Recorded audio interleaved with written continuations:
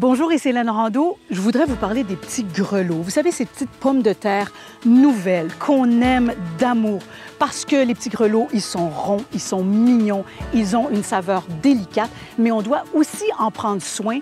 Et aujourd'hui, en tant qu'ambassadrice officielle du mouvement J'aime les fruits et légumes, je me suis invitée chez le plus grand producteur emballeur de pommes de terre au Québec et même dans tout l'Est du Canada, Patates Dolbec.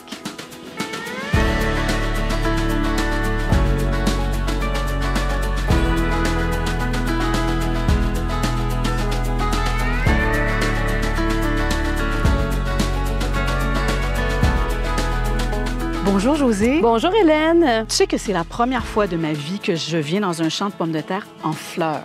C'est magnifique, hein? C'est spectaculaire, ça sent bon. L'entreprise est née en 1967, mais avant, le grand-père à mon conjoint Stéphane avait 25 acres, une charrue, un cheval.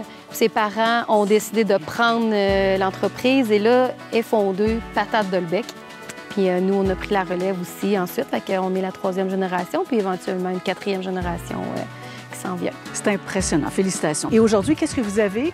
Bien, aujourd'hui, on est rendu avec 10 000 acres de terre, dont 4 000 qu'on fait en pommes de terre, réservées à la pomme de terre, et les 6 000 autres acres sont réservés à faire de la rotation.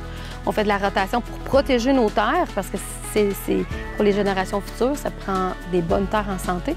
Donc, la rotation avec des grandes céréales, avec de l'engrais vert pour les nourrir, puis couper les cycles de maladies. Puis ensuite, on revient en pommes de terre. Qu'est-ce qu'on ne sait pas sur les pommes de terre nouvelles? Les patates nouvelles, c'est des petites patates fragiles qui ont une pelure très, très mince, donc on ne les entrepose pas. Comment ça fonctionne, c'est qu'on va les récolter très tôt le matin pour éviter qu'ils soient à la chaleur et on va les laver durant la journée, les emballer, s'assurer qu'on ne brise jamais la chaîne de froid et ensuite ils vont être expédiés durant la nuit. Ça veut dire que moi, quand je vais en épicerie, j'achète des pommes de terre nouvelles. Elles sont ultra fraîches, elles n'ont pas été entreposées, jamais. Jamais, non. Et ça veut dire que moi, à la maison, je dois les mettre dans mon frigo. Absolument, s'il vous plaît. C'est vraiment important. Parce qu'elles sont fragiles, elles ne se conservent pas longtemps. Fait que l'idéal, c'est vraiment de les mettre toujours au frigo et d'acheter des plus petites quantités, mais d'y aller plus souvent. Et les magasins ont aussi une part de responsabilité. Il faut faire beaucoup la rotation en magasin.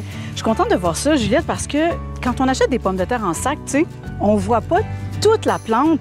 C'est formidable.